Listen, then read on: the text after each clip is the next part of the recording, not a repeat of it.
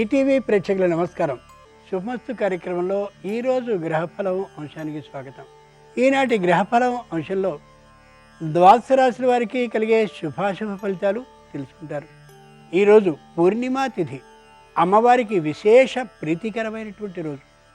కుటుంబంలో ఏ విధమైన పొరపచ్చాలు లేకుండా ఉండడానికి, సర్వ విఘ్నాలు తొలగి శివపార్వతుల అనుగ్రహం లభించడానికి లలితాదేవిని ద్వాదశ రాశుల వారు ఏ విధమైన విధి విధానాలతో అర్చించాలో ఆ విశేషాలని కూడా తెలుసుకుంటారు. ముందుగా నేటి పంచాంగం.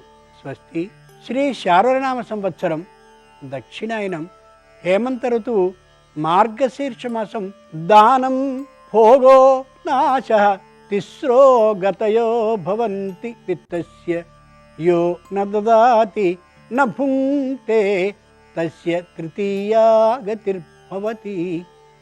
ఇది నీతి శతకంలోని పద్యం.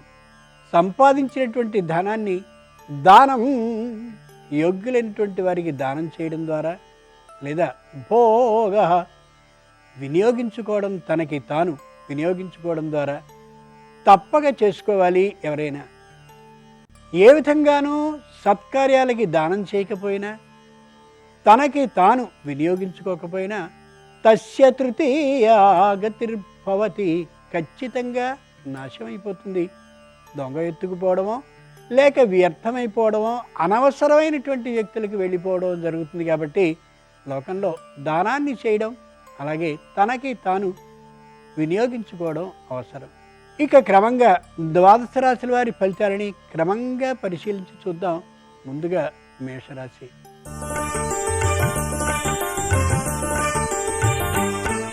ఈరోజు మేషరాశి వారి ఫలితాలని పరిశీలించి చూస్తే, ఆర్థికమైనటువంటి లోటు ఉన్నప్పటికీ కూడా అనుకోకుండా లోటు పూర్తి చేయబడుతుంది.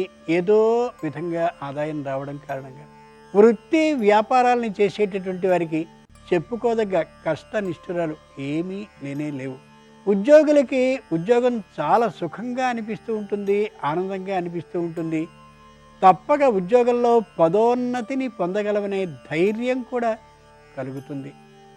ఆర్థికంగా వస్తుంది అని అనుకున్నటువంటి సొమ్ము సకాలంలో రాకపోవచ్చు అనే దృష్టితో మరో విధంగా సొమ్ముని సంపాదించుకోవడం కోసం మిత్రులను బంధువులను ఆశ్రయించడం అవసరం కావచ్చు. విద్యార్థులు చక్కగా చదువుతారు, ఏ విధమైనటువంటి అనుమానము లేనేలేదు. ప్రవర్తన విషయంలో మాత్రం తల్లిదండ్రులు కొద్దిగా ఆలోచించుకు చూసుకోవడం అవసరం. పశువులకి సంబంధించినటువంటి కొనుగోళ్ళు, పశువులకి సంబంధించిన అమ్మకాలు వల్ల లాభాలు బాగా కలిగే అవకాశం ఉంది. ఈరోజు మేషరాశి వారి అదృష్ట సంఖ్య 7. ధరించవలసిన దుస్తుల రంగు పసుపు. మార్గశీర్ష పూర్ణిమ సందర్భంగా మేషరాశి వారు లలితాదేవిని గంధజలంతో అభిషేకించినట్లయితే మనోవ్యాకులత పూర్తిగా తొలగిపోయే అవకాశం ఉంది.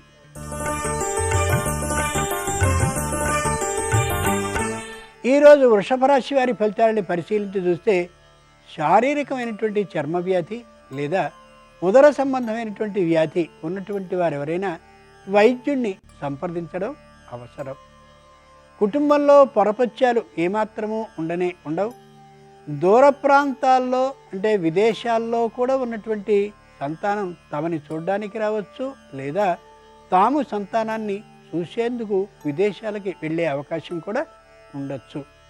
రుణబాధ ఏమాత్రమూ లేదు, కానీ రుణాన్ని పొందాలనే అభిప్రాయంతో మిత్రులో బంధువులో ఒత్తిడి చేసే అవకాశం ఉంది. ఆలోచించి మాత్రమే ఆచితూచి ఆ నిర్ణయాన్ని చేసుకోగలగాలి.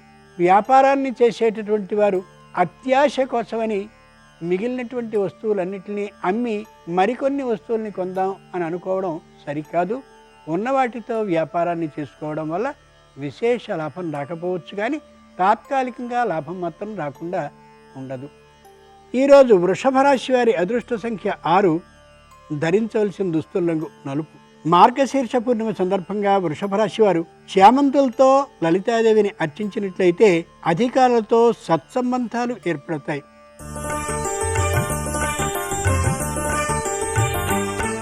ఈరోజు మిథున రాశి వారి ఫలితాలని పరిశీలించి చూస్తే, తాము చేయవలసిన ప్రతి పనిని కూడా ఇతరుల సహాయ సహకారాలతో విజయవంతంగా ముగించుకోగలుగుతారు. మానసికమైనటువంటి అశాంత భావం ఏమాత్రము ఉండదు. వృద్ధులైనటువంటి వారు ఆరోగ్య భద్రతా ప్రమాణాలని పాటించడమే కాకుండా తమ సంతానాన్ని చూడడం కోసమని దూర ప్రయాణాలని కూడా శ్రమ లేకుండా చేయగలుగుతారు. ఆధ్యాత్మికమైనటువంటి దృష్టితో ఉండి దాన ధర్మాలని చేయాలనే ఆలోచనని కూడా కలిగి ఉంటారు. ఆరోగ్యం సక్రమంగా ఉండేటటువంటి కారణంగా దైవధ్యానానికి విశేషమైనటువంటి ప్రాధాన్యాన్ని ఇస్తూ సంపూర్ణంగా ఆధ్యాత్మిక భక్తిభావంలోనే ఇమిడిపోవచ్చు పెద్దలైనటువంటి వారు. రుణాన్ని చేయవలసిన అవసరం రాదు, రుణాన్ని తీసుకోవలసిన అవసరం రాదు. వ్యాపారాలన్నీ సక్రమంగా సాగుతూ ఉంటాయి. ఈరోజు మిథున రాశి వారి అదృష్ట సంఖ్య 3, ధరించవలసిన దుస్తుల రంగు నీలం. మార్గశీర్ష పూర్ణిమ సందర్భంగా మిథున రాశి వారు లలితా పరమేశ్వరిని పారిజాతాలతో అర్చించినట్లయితే నూతన ఉద్యోగ ప్రయత్నాలు సఫలమవుతాయి.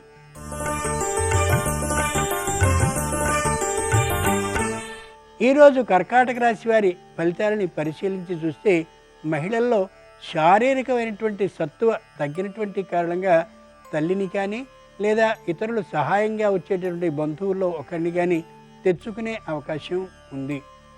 శ్రమ తగ్గించుకోవడం కోసమని ఇతరుల సహాయ సహకారాలని తీసుకోవడం అసమర్థతకి గుర్తుగా ఎంచుకోనే కూడదు. కార్యాలయంలో పనిచేసే సందర్భంలో కూడా ఇతరుల సహాయ సహకారాలని అపేక్షించుకుని పనుల్ని సక్రమంగా పూర్తి చేయగలుగుతారు. పారిశ్రామిక కార్మిక రంగానికి సంబంధించినటువంటి వారు ఎక్కువ మంది సేవకుల్ని ఏర్పాటు చేసుకుని పనిని సకాలంలో పూర్తి చేసుకోగలుగుతారు. పై అధికారుల మన్నలకి పాత్రలు కూడా కాగలుగుతారు. మహిళల్లో దూకుడుతనం ఏమాత్రం లేనటువంటి కారణంగా వివాదాలు రావు. అంతేకాక కుటుంబంలో ఏ విధమైనటువంటి పొరపత్యాలు కూడా ఉండవు. ఈరోజు కర్కాటక రాశి వారి అదృష్ట సంఖ్య 6, ధరించవలసిన దుస్తుల రంగు తెలుపు. మార్గశీర్ష పూర్ణిమ సందర్భంగా కర్కాటక రాశి వారు అమ్మవారిని నారికేళ జలంతో అభిషేకించినట్లయితే వాగ్వివాదాల అవసరమే ఉండదు.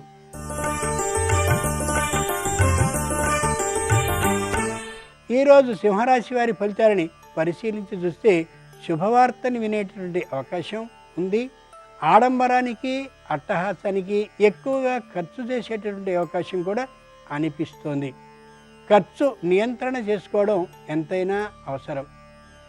అనవసరమైనటువంటి ఆలోచనలతో కాలక్షేపాన్ని చేస్తూ ఈరోజు సమయం మొత్తాన్ని వ్యర్థం చేసుకునే అవకాశం అనిపిస్తోంది. వృత్తి వ్యాపారాల్ని చేస్తూ ఉండేటటువంటి వారు, పారిశ్రామిక కార్మిక రంగానికి చెందినటువంటి వారు ఇతరమైనటువంటి పరిశ్రమల్ని కొనేందుకుగా ప్రయత్నాలను చేస్తారు. అయితే ఈ రోజుకి అది సఫలం కాకపోతే పరిశీలించడం వరకు మాత్రమే జరగచ్చు. విద్యా ప్రమాణాలని విద్యార్థులు చక్కగా పాటింపచేస్తారు. అనుకూలమైనటువంటి ఫలితాన్ని పొందగలిగే అవకాశం కూడా ఉంది. రావలసినటువంటి బాకీలను వసూలు చేసుకునే సందర్భంలో మరింత ఒత్తిడికి చేయడం వల్ల నష్టం ఏర్పడవచ్చు. కాబట్టి సమన్వయ భావంతో ప్రవర్తించడం ఎంతైనా మంచిది. ఈరోజు సింహరాశి వారి అదృష్ట సంఖ్య 1, ధరించవలసిన దుస్తుల రంగు పసుపు పచ్చన. మార్గశీర్ష పూర్ణిమ సందర్భంగా సింహరాశి వారు లలితా పరమేశ్వరిని ఆవు పాలతో అభిషేకించినట్లయితే ఆరోగ్యం కుదుటపడుతుంది.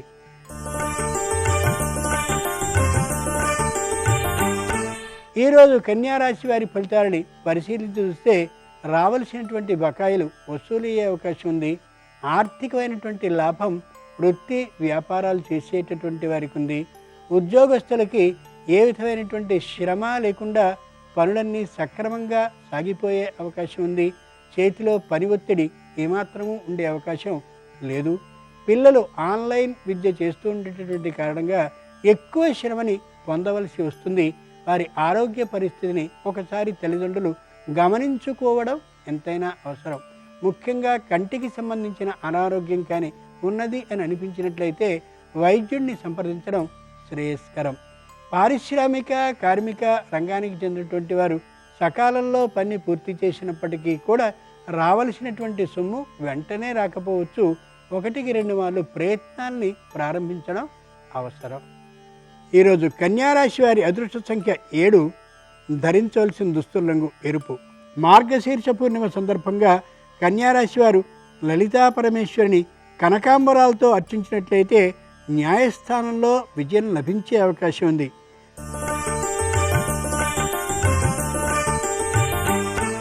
ఈరోజు తులారాశి వారి ఫలితాలని పరిశీలించి చూసినట్లయితే వెంటనే వాగ్దానాన్ని చేయడం, చేసినటువంటి వాగ్దానాన్ని చెల్లించకపోవడం జరిగే అవకాశం ఉంది. ఆచితూచి మాట్లాడడం అవసరం. ముఖ్యంగా ఉద్యోగస్తురాళ్ళు దూరభార ప్రయాణాన్ని చేయలేక ఉద్యోగాన్ని విరమించాలనేటటువంటి ఆలోచనకి రావచ్చు. అది ఏమాత్రము సరి కానే కాదు. ఉన్నటువంటి కుటుంబం దగ్గరగా ఉండేటటువంటి పట్టణానికి వెళ్ళాలనే ఆలోచనకి రావచ్చు. అది సరైనటువంటి నిర్ణయమే కావచ్చు. సంతానం విద్యార్థి దశలో ఉన్నట్లయితే వారి విద్యా ప్రమాణాల మెరుగుదల కోసమని ఉత్తమమైనటువంటి పాఠశాలకో లేక కళాశాలకో మార్చడం తప్పేమీ కాదు. అది సత్ప్రయోజనాన్ని సాధించేదే అవుతుంది. వ్యవసాయానికి సంబంధించినటువంటి పనిముట్లని అలాగే వ్యవసాయానికి సంబంధించినటువంటి మందుల్ని కొనుక్కునే అవకాశం ఉంది. దానివల్ల ముందు నాటికి మంచి ప్రయోజనాల్ని పొందగలుగుతారు. ఈరోజు తులారాశి వారి అదృష్ట సంఖ్య 6. ధరించవలసిన దుస్తుల రంగు నలుపు. మార్గశీర్ష పూర్ణిమ సందర్భంగా తులారాశి వారు లలితా పరమేశ్వరిని ఎర్రగన్నేరులతో అర్చించినట్లయితే చక్కని గుర్తింపు లభిస్తుంది.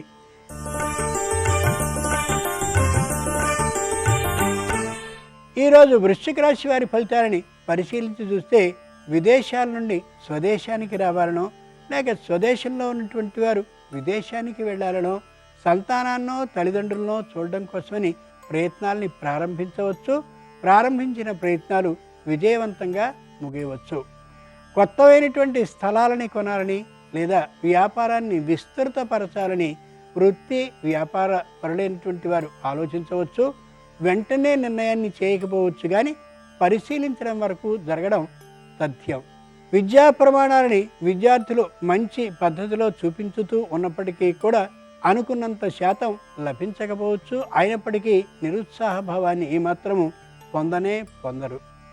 పారిశ్రామిక కార్మిక రంగానికి చెందినటువంటి వారికి తాత్కాలికమైనటువంటి నిరుత్సాహం గోచరించవచ్చు. అంత గోచరించాల్సిన అవసరం ఏమాత్రము లేనే లేదు. సకాలంలో ఉత్పత్తిని చేయలేనటువంటి కారణంగా తాత్కాలికమైనటువంటి నిర్వేద భావాన్ని పొందొచ్చు. దానివల్ల నష్టం మాత్రం ఏమాత్రం రాదనే యథార్థాన్ని గుర్తుంచుకోగలగాలి. ఈరోజు వృశ్చిక రాశి వారి అదృష్ట సంఖ్య 1. ధరించవలసిన దుస్తుల రంగు తెలుపు. మార్గశీర్ష పూర్ణిమ సందర్భంగా వృశ్చిక రాశి వారు లలితా పరమేశ్వరిని విభూతి జలంతో అభిషేకించినట్లయితే ఉద్యోగం స్థిరపడే అవకాశం ఉంది.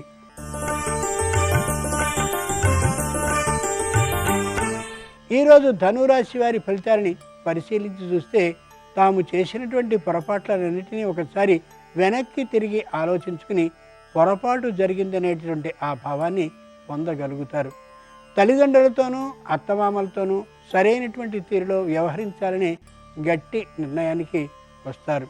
కుటుంబంలో తమ మాట మాత్రమే పై ఎత్తున ఉండాలనేటువంటి ఆలోచనని కొద్దిగా సడలించుకుని కనిపిస్తారు. సంతానానికి మంచి ఉద్యోగం లభించేటటువంటి కారణంగా ఉత్సాహపూరితమైనటువంటి వాతావరణంలో కుటుంబాన్ని ఉంచుతారు. ఈ రోజున కుటుంబం అంతా కూడా దుర్వ్యసనాల జోలికి పోకూడదనే గట్టి నిర్ణయాన్ని తీసుకుంటారు. ఇతర ప్రాంతాలకి వెళ్ళి స్థలాలని చక్కగా వినోదపూర్వకంగా పర్యటించాలనే ఆలోచన వాతావరణ అననుకూల పరిస్థితుల దృష్ట్యా విరమించుకుంటారు. తాత్కాలికంగా దాన ధర్మ బుద్ధి కలిగి ఉంటారు, కానీ వెంటనే దానాన్ని చేసే అవకాశం తక్కువ. ఈరోజు ధనురాశి వారి అదృష్ట సంఖ్య 8. ధరించవలసిన దుస్తుల రంగు నీలం. మార్గశీర్ష పూర్ణిమ సందర్భంగా ధనురాశి వారు లలితా పరమేశ్వరిని పరిమళ జలంతో అభిషేకించినట్లయితే స్వర్ణ ఆభరణాలని కొనుగోలు చేయాలనే అభిప్రాయం బలపడుతుంది.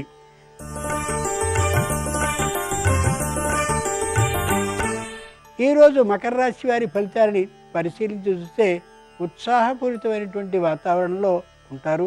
ప్రభుత్వం నుండి వచ్చేటటువంటి ఆర్థికమైనటువంటి సహాయాన్ని చక్కనైనటువంటి భూమి మీదో పొలం మీదో లేదా ఇంటి మీదో వినియోగించుకోవాలని సదాలోచనతో ఉంటారు. కృషిని చేస్తారు.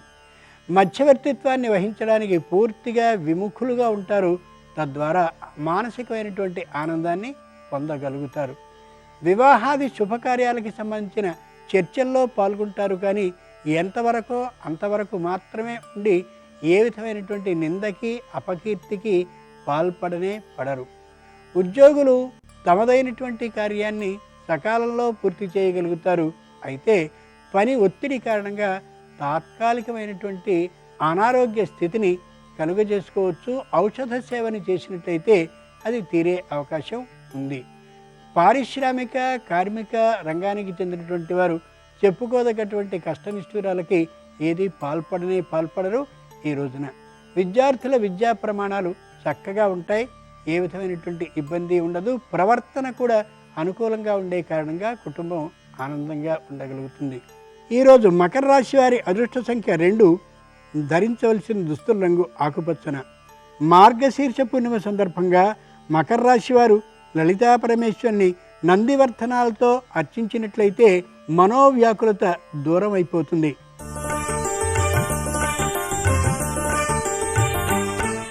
ఈరోజు కుంభరాశి వారి ఫలితాలని పరిశీలించి చూస్తే కుటుంబం అంతటికీ ఆశ్చర్యాన్ని ఆనందాన్ని కలగచేయాలనే ఉద్దేశంతో స్వీయ నిర్ణయంతో ఏదో స్థలాన్నో పొలాన్నో కొనుక్కోవాలని ఆలోచిస్తారు ఈ రాశివారు. అది నేటికి మాత్రం ఫలించకపోవచ్చు.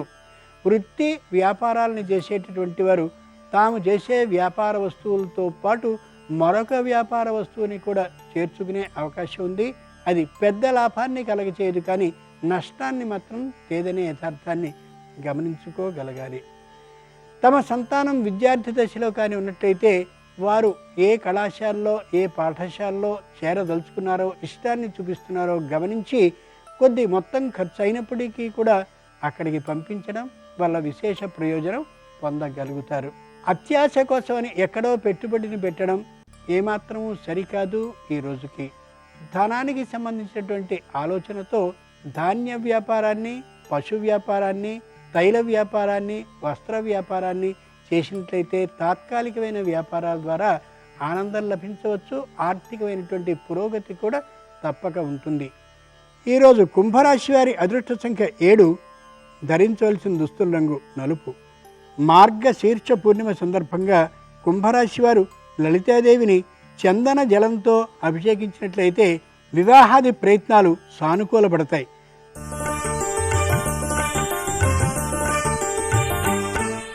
ఈరోజు మీనరాశి వారి ఫలితాలని పరిశీలించి చూస్తే మూఢ విశ్వాసాలతో ఎక్కువగా ఆలోచిస్తూ కనిపిస్తారు.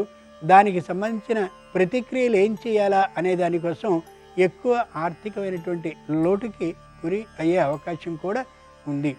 భక్తిభావం ఉండొచ్చు, కానీ అది అతి కాకూడదనే యథార్థాన్ని గమనించుకోగలగాలి కుటుంబంలో ఉన్నటువంటి కొందరు.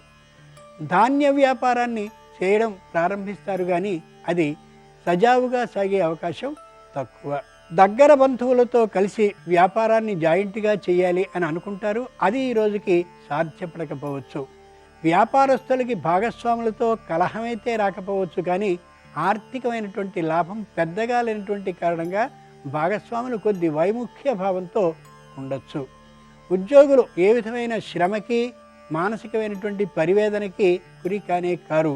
కాకపోతే విజ్ఞాన వినోద విహారయాత్రల కోసమని కొన్నాళ్ళు సెలవుని వారికి వారుగా ప్రకటించవచ్చు. తద్వారా పని కుంటుపడే అవకాశం ఉంది. ఈరోజు మీనరాశి వారి అదృష్ట సంఖ్య 4. ధరించవలసిన దుస్తుల రంగు తెలుపు. మార్గశీర్ష పూర్ణిమ సందర్భంగా మీనరాశి వారు సువర్ణ గన్నేరులతో లలితాదేవిని అర్చించినట్లయితే కుటుంబంలో ఐకమత్య భావన పెంపొందుతుంది.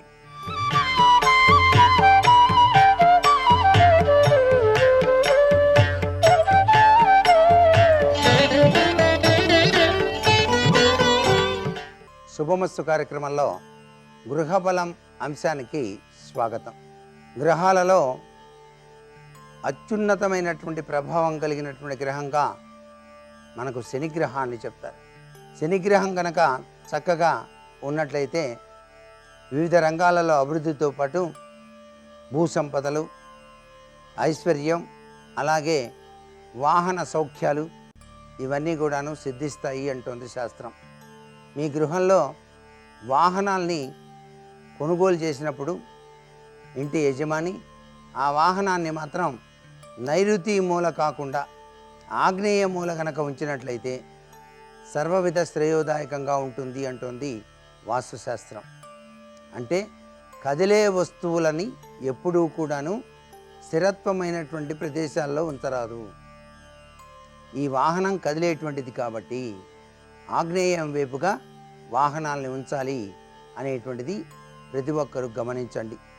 అలాగే ఈ యొక్క శనిగ్రహ దోష నివృత్తి కోసం ఎటువంటి విధి విధానాలు పాటిస్తే బాగుంటుందో కూడా మన మహర్షులు తెలియజేశారు. నీలిరంగు పూలు, నల్లని వస్త్రాలు, నూనె ఇవన్నీ కూడాను శనివారం నాడు దానంగా కనుక ఇచ్చినట్లయితే శనీశ్వరుని యొక్క ప్రభావం నుంచి బయటపడవచ్చు. అలాగే గుర్రపు నాడ, మేకు, స్టీలు పాత్రలు, నల్లని దారం, నల్లని వస్త్రం, నల్ల నువ్వుల నూనె దానంగా కూడా ఇవ్వటం కూడాను చాలా శ్రేష్టదాయకంగా చెప్తారు. శివారాధన చేసినట్లయితే శనీశ్వరుడు అనుగ్రహాన్ని కూడా ఇస్తాడు. శివునికి శనివారం నాడు కూడా అభిషేకం నిర్వహించుకోవచ్చు. అలాగే ప్రతిరోజు కూడాను మధ్యాహ్నం బెల్లం కలిపినటువంటి నల్ల నువ్వులు కాకులకు ఆహారంగా వేయండి. కాకులకి ఆహారంగా బెల్లం కలిపిన నువ్వులు ప్రతిరోజు మధ్యాహ్నం వేయాలి. ఇలా గనక వేసినట్లయితే శనిగ్రహ దోషం నుంచి త్వరగా బయటపడటానికి ఆస్కారం ఉంది. అలాగే శనివారం నాడు వెంకటేశ్వర ఆలయాన్ని సందర్శించడం, ఇంట్లోనే ఆవు నెయ్యితో శనివారం నాడు దీపారాధన చేసి అఖండ దీపారాధన నిర్వహించడం. ఇలా గనక చేసినట్లయితే గ్రహచార రీత్యా శనిగ్రహ రీత్యా సంభవించేటువంటి విపత్కర పరిస్థితుల నుంచి మానవుడు బయలుపడటానికి ఆస్కారం ఉంటుంది. అంతేకాకుండా నలమహారాజు చరిత్ర కానీ సుందరకాండ పారాయణం కానీ తప్పనిసరిగా పఠించటం లేక వినటం చేయటం వలన కూడా శనిగ్రహ దోష విముక్తి కలుగుతుంది. మీరు దేవాలయానికి వెళ్ళినప్పుడు తప్పనిసరిగా శమీ వృక్షానికి ప్రదక్షిణాలు నిర్వహించండి. కనీసం 9 ప్రదక్షిణాలు చేయండి. అలా కనుక చేస్తే శనిగ్రహ దోషం తొలగిపోతుంది. ఎందుకంటే శమీ వృక్షాన్ని పూజ చేస్తే శని దగ్గరికి రాడు అని. అలాగే ఆంజనేయ స్వామి గుడికి వెళ్ళి ఆంజనేయ స్వామి వారిని హనుమాన్ చాలీసా పఠనం కనుక చేస్తే అక్కడ శనిగ్రహ దోషం నుంచి విముక్తిని పొందుతారు. అలాగే శివాభిషేకం, అలాగే నల్ల తుమ్మ చెట్టు దగ్గరికి వెళ్ళి శనివారం నాడు పాలు గనక పోస్తే శనిగ్రహ దోషం నుంచి బయటపడటానికి ఆస్కారం ఉంటుంది. మన్య సూక్తం అనేటువంటిది చాలా విశిష్టవంతమైన పూజ. ఆంజనేయ స్వామి వారికి తప్పనిసరిగా శనివారం నాడు ఆచరించాలి. ఇలా కనుక ఆచరించినట్లయితే శనిగ్రహ దోషం నుంచి బయటపడవచ్చు. పంచముఖ ఆంజనేయ స్వామి దేవాలయాన్ని శనివారం నాడు దర్శించి అక్కడ సింధూరం ఇచ్చి ఆకు పూజ చేయించి మన్యసూక్త పూజ చేయించుకోండి. శనిగ్రహ దోషాలు తప్పనిసరిగా తొలగిపోతాయి సుమా అంటోంది శాస్త్రం. శనివారం రోజున నువ్వుండలు కానీ నువ్వు జీడీలు కానీ నువ్వులతో చేసిన ఏదైనా పిండి వంటలు కానీ పంచవచ్చు. ఇలా గనక పంచినట్లయితే శనిగ్రహ దోష నివృత్తి జరగటానికి ఆస్కారం ఉంటుంది. శని ఒక్కొక్కసారి చాలా మేలును కలిగిస్తాడు, ఒక్కొక్కసారి మోకాళ్ళకి సంబంధించి, కంటికి సంబంధించి, ఉదరానికి సంబంధించి వివిధ రకాలైన అనారోగ్య బాధల్ని కూడాను ఇస్తాడు. అందుచేత అనారోగ్య లక్షణాల నుంచి బయటపడటానికి, ఆరోగ్యప్రదమైనటువంటి జీవన విధానాన్ని కొనసాగించడానికి ఏలినాడి శని, అర్ధాష్టమ శని ఇత్యాది శనులతో బాధపడేటువంటి గృహంలో నివసించేటువంటి వ్యక్తులు తప్పనిసరిగా ఈ విధి విధానాల్ని కనుక పాటించినట్లయితే శనిగ్రహ దోష నివృత్తి జరిగి ఆనందకరమైనటువంటి జీవితాన్ని కొనసాగించడానికి ఆస్కారం అత్యధికంగా ఉంటుంది. రేపు డిసెంబర్ 31, 2020 సంవత్సరానికి ఆఖరి రోజు. నూతన ఆంగ్ల సంవత్సరంలోకి అడుగుపెట్టబోయేటువంటి శుభతరుణంలో ఈ డిసెంబర్ 31వ తేదీన ఏ విధమైన విధి విధానాలు పాటించినట్లయితే మన జీవితం సుఖప్రదంగా సాగిపోతుందో రేపటి శుభమస్తు కార్యక్రమంలో తెలుసుకుందామా మరి. సర్వే జనా సుఖినో భవంతు.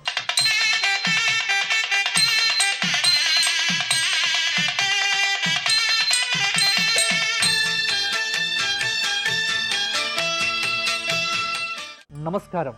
శుభమస్తు కార్యక్రమంలో శ్రీరస్తు అంశానికి స్వాగతం. ఈరోజు మార్గశీర్ష మాసం శుక్లపక్షం ఉదయతిథి పౌర్ణమి, ఆర్ద్రా నక్షత్రము బుధవారం. ఈరోజు ఉదయం మనకు పౌర్ణమి సూర్యోదయానికి ఉంది కాబట్టి మార్గశీర్ష శుక్ల పౌర్ణమి ఈరోజే. ఈ పౌర్ణమికి ఒక విశేషం ఉంది. ఈ పౌర్ణమిని సంప్రదాయ రీత్యా కోరల పౌర్ణమి అంటారు. కోరల పౌర్ణమి అనగా మనిషికి దంతముల యందు విషప్రభావము అమితంగా ఉంటుంది. మన కోరలు అంటే దంతములు. అందుకే కోరల యందున్నటువంటి విషప్రభావాతులను తగ్గించుకోవటానికి ఏదైనా పిండి పదార్థములను చేసి, పిండి వంటకాలు చేసి, ఆ పిండి వంటకములను కొరికి, ఆ కొరికినటువంటివి ఏవైతే ఉన్నాయో శునకములకు సమర్పించడం వల్ల, వాటిని శునకములు తినటం వల్ల మన దంతముల యందున్నటువంటి విషప్రభావాదులు తగ్గుతాయి అని, తదుపరి స్నానాదులు చేసి ఆ పీడను తొలగించుకుంటారు అని మనకు ఇది ఆచారంలో ఉన్నటువంటి కథనం. కాబట్టి ఈ కోరల పౌర్ణమి రోజున శునకం అనేటువంటిది భైరవుడికి సంకేతం. అంటే భయాదులను తొలగింపచేసేటువంటి, అంటే పీడలను తొలగింపచేసేటువంటి శక్తి శునకములకే ఉంటుంది.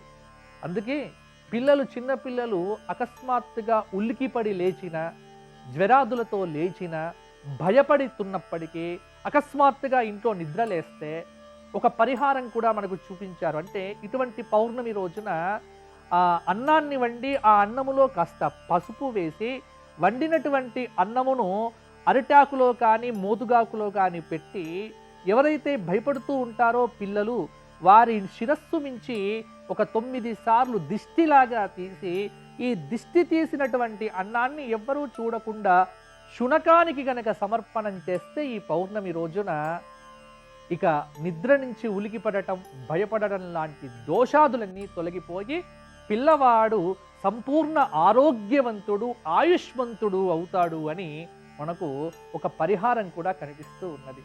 కాబట్టి ఇటువంటి పరిహారాదులు ఆచరించటానికి శక్తివంతమైనటువంటి రోజు ఈ రోజు. అందులో రాహు సంబంధమైనటువంటి నక్షత్రము ఆర్ద్రా నక్షత్రము కావటము, శివ సంబంధమైనటువంటి స్తోత్రపారాయణాదులు చేయటానికి కూడా అత్యంతం అనుకూలమైనటువంటి రోజు ఈ రోజు.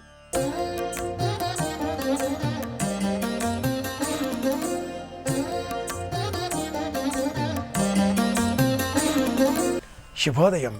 శుభమస్తు కార్యక్రమంలో ఐశ్వర్య సిద్ధి అనే అంశానికి స్వాగతం. ఐశ్వర్యం అంటే ఆరోగ్యం. ఆరోగ్యమే మహాభాగ్యం. శరీరానికి సుఖం కలిగించడం కోసం లిఫ్ట్ కనుక్కున్న మనమే ఆ శరీరానికి ఆరోగ్యం చేకూర్చడం కోసం మెట్లను వినియోగిస్తున్నాం.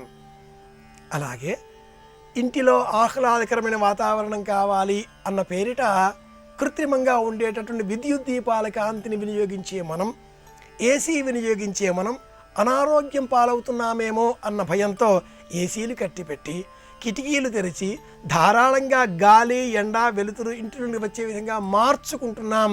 ఇవి జీవన విధానానికి అవసరమైనటువంటివి అంటుంది ఆయుర్వేద శాస్త్రం. శరీరానికి చెమట పట్టాలి. ఎంత చెమట పడితే అంత ఆరోగ్యం. ఎంత ఎండ తాకితే అంత ఆరోగ్యం. ఎంత ఎండ తాకితే, ఎంత చెమట పడితే, ఎంత నీరు ఆహారంగా తీసుకోగలిగితే, ఎంత వాయువు ఆహారంగా తీసుకోగలిగితే అంతే ప్రమాణంలో ఘన రూపంలో, వస్తు రూపంలో కూడా ఆహారాన్ని స్వీకరించగలిగితే అంతకు 3 శ్రమ మనం చేయగలుగుతాం. ఈ శ్రమ శారీరక పరమైనది కావచ్చు, మానసిక పరమైనది కావచ్చు. బుద్ధిజీవులు ఆలోచన చేసేటటువంటి వారు శారీరక పరమైన శ్రమ చేయరు, కానీ అలసట వారికి కలుగుతుంది. ఆలోచనల పేరిట వారు స్వీకరించిన ఆహారం అంతా కూడా జీర్ణం అయ్యే విధంగా శరీరం పనిచేస్తూనే ఉంటుంది. ఇందు నిమిత్తమై అవగాహ స్వేదం అన్న పేరిట శరీరానికి కొంత కాంతిని చేకూర్చే విధంగా స్వేద ప్రక్రియలు, దోహద ప్రక్రియలుగా 10 విధములుగా శరీరానికి చెమటని సముపార్జించి పెట్టాలి అని కూడా అంటుంది ఆయుర్వేద విజ్ఞానం. చెమట రావడం కూడా ఆరోగ్యకరమే. శరీరానికి బాగా జ్వరం వచ్చింది, ఈ జ్వరం తడిసినందువల్లనో లేక విషతుల్యమైన పదార్థం, బ్యాక్టీరియా, ఫంగస్ లాంటివి చేరిన పదార్థం స్వీకరించినందువలనో వస్తే శరీరానికి చెమట పట్టదు, పైగా చలి వేస్తుంది, మలేరియా అంటూ ఉంటాం, లేక మరో పేరుతో పిలుస్తూ ఉంటాం. ఈ చలి జ్వరం వచ్చినప్పుడు శరీరానికి చెమట పట్టకుండా దుప్పట్లు కప్పేస్తూ ఉంటాం. దుప్పట్లు కప్పిన తర్వాత లోన ఒక విధమైనటువంటి చెమట మొదలవుతుంది. ఈ చెమట అవగాహ స్వేదం. ఇది కృత్రిమంగా శరీరానికి చికిత్స, వైద్య రూపంలో అందిస్తే శరీరానికి ఆరోగ్యం చేకూరుతుంది. ఒక తొట్టిలో కూర్చొని ఆ తొట్టి చుట్టూరా కూడా మూత వేసేటట్లుగా ఉంచితే లోన గాలిని బంధించిన కారణం చేత కొంత స్వేదం ఏర్పడుతుంది, చెమట. ఈ కారణం చేత శరీరానికి కొంత చురుకుతనం, వేడి, ఉత్సాహం మనం సంతరింపజేసిన వాళ్ళు అవుతాం. ఇలా అయ్యే ప్రక్రియ అవగాహ స్వేదం, ఇది మొదటిది. ఊష్మ స్వేదం రెండవది. పూర్వకాలంలో మంచం కింద కుంపటిలో బొగ్గులు వేసి ఆ బొగ్గులు కుంపట్లో కొన్ని పత్రములు, ఆకులు వేసి కొంత గాలి, ఎండ, వేడి కృత్రిమంగా వచ్చే విధంగా, ఉష్ణం కలిగించే విధంగా ఏర్పాటు చేసేటటువంటి వారు. ఇది ఊష్మ స్వేదం.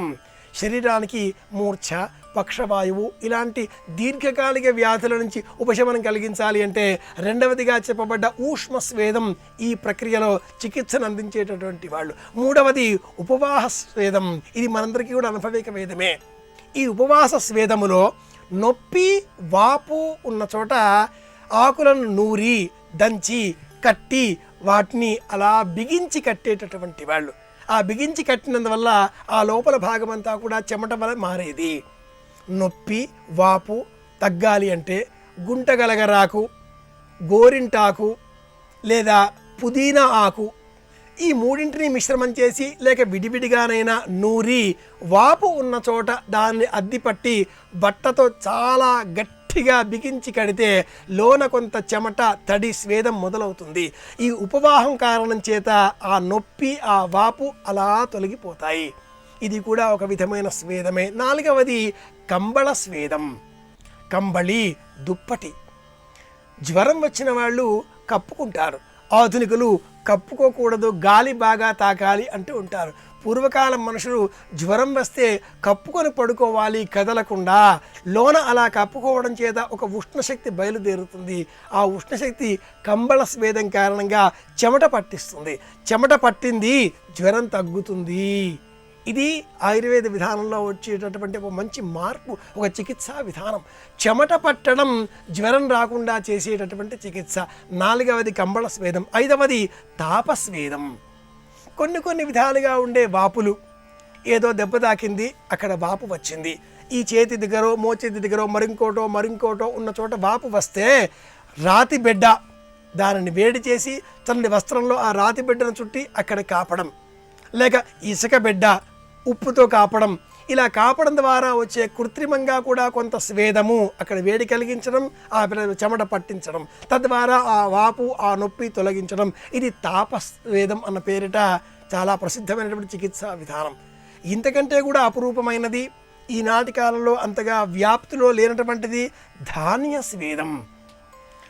శరీరానికి సంబంధించినటువంటి వాతశక్తి, బాగా ఒబేసిటీ లేదా ఎక్కువగా నొప్పులు కలగడం తొలగించుకోవాలి అంటే నవధాన్యములను ఉడకబెట్టి ఆ నవధాన్యమును సన్నని వస్త్రములో కట్టి దానితో కాపడం, లేదా ఉడకబెట్టిన ఆ నవధాన్యమును ఒక బల్లపైన ఉజ్జాయింపుగా పోసి సన్నటి వస్త్రమును పరిచి ఆ పైన పరుండ చేయడం. రోగి ఇలా పడుకోవడం ద్వారా శరీరం అంతా కూడా సమానంగా ఈ నవధాన్యములలో ఉండేటటువంటి ఉడకబెట్టిన ఆ వేడి చేరి కొంత చెమట పట్టిస్తుంది. ఇది ధాన్య స్వేదం అన్న పేరిట ప్రసిద్ధం. ఇది ఆరవది. ఏడవది ధారాస్వేదం.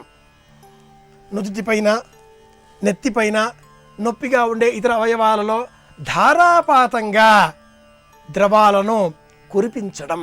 పాలు, నీరు, వేడి నీరు, లేక వివిధములైనటువంటి ఆకులు ఉడకబెట్టినటువంటి నీరు, ఇలాంటి వాటితో పాటుగా తైలములు, గోరువెచ్చని తైలములు ధారాపాతంగా వేయడం ద్వారా ఇది ధారా స్వేదం అన్న పేరిట 7వది.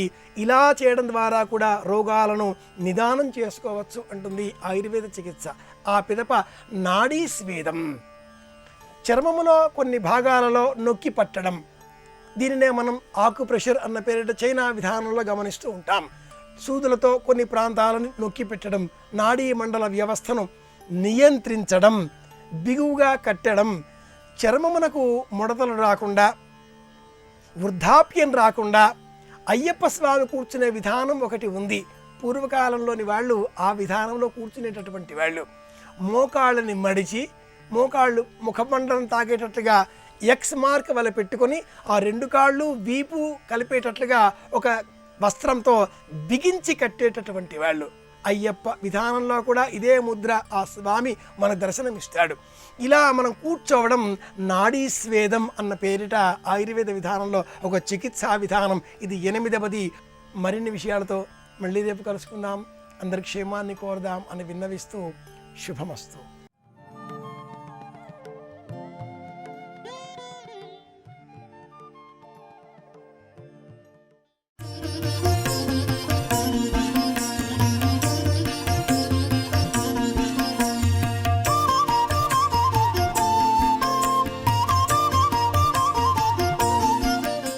కంచన కాంచీతిలకం కరధృత కోదండ బాణశృణిపాశం కఠినస్తనభర నమ్రం కైవల్యానందకందమవలంబే అంటారు. ముఖశంకరులు ఆర్యాశతకం చేస్తూ అమ్మవారి యొక్క వైభవాన్ని స్తుతి చేస్తూ ఆమె యొక్క పెద్దరికం గురించి మాట్లాడుతూ అమ్మవారిని ఎదురుగుండా పెట్టుకుని చెప్పినటువంటి శ్లోకం, లేదా అమ్మవారే మూకశంకరుల్లో ప్రవేశించి ఆయన ద్వారా పలికినటువంటి శ్లోకం. కంచన కాంచీ తిలకం అంటారు. ఈ దేశంలో ఒక సంప్రదాయం ఉంది. భూమాత, గోమాత, లోకమాత, జనకమాత వీళ్ళందరినీ కూడా స్త్రీ స్వరూపంగానే ఉపాసన చేస్తాం. ఒక గోవు ఉందనుకోండి, గోమాత అమ్మగా చూస్తాం. ఈ భూమిని అంతటినీ భూమాత అని చూస్తాం. సరే, కన్నతల్లి ఎప్పుడూ కన్నతల్లి, మాతృదేవోభవ. ఇక మనకి దేశం అంతటినీ కలిపి దేశమాత, భరతమాత ఇలా ఉపాసన చెయ్యడం అలవాటు. ఈ ఋషి సంప్రదాయాన్నే బకించంద్ర చటర్జీ పాటించాడు. వందే మాతరం, వందే మాతరం, సుజలాం సుఫలాం మలయజ శీతలాం సస్యశ్యామలాం వందే మాతరం అని ఈ భరత భూమిని అంతటినీ కూడా ఒక అమ్మగా భావన చేస్తూ ప్రస్తుతి చేశాడు. అది సనాతన ధర్మంలో ఋషి సంప్రదాయం, ఋషులు ప్రవేశపెట్టినటువంటి మార్గం. మూకశంకరులు కూడా ఒక మాట చెప్తున్నారు. సప్తమోక్షపురులు అని కదా మనం చెప్తాం. 7 పురములున్నాయి. ఈ 7 పురములు కూడా మోక్షపురములు. అందులోకి ప్రవేశించడం అంటే మోక్షాధికారమును పొందినట్టు. ఒక్కొక్క యుగంలో కలిపురుషుని యొక్క ఉద్ధతిని దృష్టిలో పెట్టుకొని ధర్మాచరణము అత్యంత క్లిష్టము అని అనుకున్నప్పుడు భగవంతుడు చాలా సులువుగా పరమేశ్వరుని యొక్క అనుగ్రహమునకు పాత్రులు కావడానికి అవకాశం ఇస్తాడు. అందుకే ఒకానొకప్పుడు ఈ కలియుగ ప్రవేశ సమయంలో వ్యాసుడు సరస్వతీ నదిలో స్నానం చేసి కలిస్సాధుహు కలిస్సాధుహు కలిస్సాధుహు అని అరుస్తూ పరమ సంతోషంతో నృత్యం చేశాడు. శిష్యులు తెల్లబోయారు. అదేమిటి, ఇంత గంభీరమైన వ్యక్తి వ్యాసభగవానుడేమిటి, స్నానం చేసి ఈ గంతులేమిటి, ఈ సంతోషం ఏమిటని వెళ్ళి అడిగారు. ఎలా కలిస్సాధుహు, కలిపురుషుడు ధర్మమునందు మనసు నిలబడనివ్వడు కదా, ఎప్పుడూ ఇంద్రియ సంబంధమైనటువంటి లంపటమునందు తిప్పుతూ ఉంటాడు. అటువంటిది మీరు కలిస్సాధుహు కలిస్సాధుహు అని సంతోషిస్తున్నారు ఇందువల్ల అని అడిగారు. అడిగితే వెంటనే మహానుభావుడు వ్యాసుడు ఒక మాట చెప్పాడు. కలియుగంలో ఒక విశేషం ఉంది. ఆ భాగవతంలో పరీక్షిత్తు కలి యొక్క సంవాదంలో కూడా కనపడుతుంది. కలిపురుషుణ్ణి నిగ్రహించి చంపకుండా పరీక్షిత్తు విడిచిపెట్టడానికి కారణం అదే. అసలు నిజానికి కలిపురుషుణ్ణి చంపేయాలి పరీక్షిత్తు, కానీ చంపలేదు. ఎందుకు చంపలేదు అంటే ఒక కారణం ఉంది. తుమ్మెద పువ్వులో ఉన్నటువంటి మకరందాన్ని తాగి పువ్వుని పాడు చేయకుండా ఎలా విడిచిపెడుతుందో నిగ్రహించి చంపకుండా అలా వదిలిపెట్టాడు పరీక్షిత్. కారణం కలిపురుషుని వలన ఈ కలియుగంలో ప్రజలకి ఒక గొప్ప సదుపాయం ఉన్నది. ఏమిటి ఆ సదుపాయం అంటే, గడచిన యుగాలలో మీరు ఏదైనా పుణ్యకర్మని చేస్తేనే పుణ్యం. కలియుగంలో త్రికరణ శుద్ధిగా అది చెయ్యాలని సంకల్పం చేసినంత మాత్రం చేత చేసినన్న మాత్రమున చెందు కదా కలిలోన పుణ్యముల్. నేను ఈ పని చేస్తాను అని త్రికరణ శుద్ధిగా, ఏదో నోటి మాటగా పై మాటగా కాదు, త్రికరణ శుద్ధిగా అనుకున్నాడు అనుకోండి, వాడు ఆ పని చేశాడు అని ఆయన ఖాతాలో వేస్తారు. నేను గంగానది స్నానం చెయ్యాలి చెయ్యాలి చెయ్యాలి అని ఉవ్విళ్ళూరాను అనుకోండి త్రికరణ శుద్ధిగా, నేను ఎన్ని మాటలు త్రికరణ శుద్ధిగా సంకల్పం చేసుకుని గంగ స్నానం చెయ్యాలని ఆర్తి పొందుతానో అన్ని మాటలు నేను గంగ స్నానం చేశాను అని ఖాతాలో వేస్తారు. కానీ చెడు పని దగ్గరికి వచ్చేటప్పటికీ చేస్తే తప్ప పాపం అంటదు, కానీ చేయించడం చాలా సులువుగా చేయిస్తాడు కలిపురుషుడు. అందుకే కలియుగంలో కనీసం మనసుని శుద్ధంగా ఉంచుకునేటటువంటి ప్రయత్నం అవసరం. ఈ యుగం యొక్క లక్షణాన్ని దృష్టిలో పెట్టుకుని పరదేవత సప్త మోక్షపురులను నిర్ణయం చేసి ఈ నగర ప్రవేశం చేసినంత మాత్రం చేత మోక్షాధికారాన్ని సిద్ధింపచేస్తాను అంది. అందులో అయోధ్య, మధురా, మాయా, కాశీ, కాంచీ, అవంతిక, పురి, ద్వారావతి చైవ సప్తైతే మోక్షదాయక. ఉత్తర భారతదేశంలో 6 మోక్షపురులు ఉంటే దక్షిణ భారతదేశంలో ఉన్న ఏకైక మోక్షపురి కాంచీనగరం. భారతదేశాన్ని, గోమాతని, జన్మనిచ్చిన తల్లిని, వీళ్ళందరినీ మాతృస్వరూపంగా ఎలా భావన చేస్తారో ఇంత అభ్యున్నతిని ఇవ్వగలిగినటువంటి కాంచీపురాన్ని కూడా ఒక స్త్రీ స్వరూపంగా భావన చేస్తారు. ఎందుకని అంటే ఆ నగరం కూడా ఒక మాతృస్వరూపంగా లోకము చేత కీర్తింపబడుతూ ఉంటుంది. అయితే మూకశంకరులు ఒక అద్భుతమైనటువంటి మాట ప్రయోగించారు. కంచన కాంచీ తిలకం అన్నారు. ఒక స్త్రీ కొన్ని లక్షల రూపాయలు విలువైనటువంటి చీనాంబరములను కట్టుకుని, కొన్ని కోట్ల రూపాయల విలువైనటువంటి వజ్ర వైఢూర్య ఖచ్చితమైనటువంటి నగలను ధరించి, ఎంతో విలువైనటువంటి ఇతర విషయములను తాను అలంకారం చేసుకున్నప్పటికీ లలాటమునందు తిలకము లేదనుకోండి. తిలకము అని ఎందుకంటారంటే అది కేవలము నువ్వు పువ్వు ఎంత ఉంటుందో అంత మాత్రమే ఉంటుంది అని శాస్త్రవాక్కు. స్త్రీ తిలకం పెట్టుకున్నప్పుడు గుండ్రంగా బొట్టనేటటువంటిది నువ్వు పువ్వులా ఉంటుంది అని అమరకోశం కూడా అలాగే మాట్లాడుతుంది. అందుకే తిలకం అంటారు. ఎక్కడ చెప్పినా అమ్మవారు పెట్టుకున్న దాన్ని తిలకము అనడానికి కారణం అదే. కస్తూరీ తిలకంచితేందు విలసత్ప్రోద్భాసి పాలస్థలీం కర్పూర ద్రవ మిశ్ర చూర్ణ కపురామోదోల్లసద్విటికాం లోలాపాంగతరంగతైరితి కృపాసారైర్నతానందినీం శ్రీశైలస్థలవాసినీం భగవతీం శ్రీమాతరం భావయే అంటారు. కస్తూరి తిలకం పెట్టుకుంటుంది అని.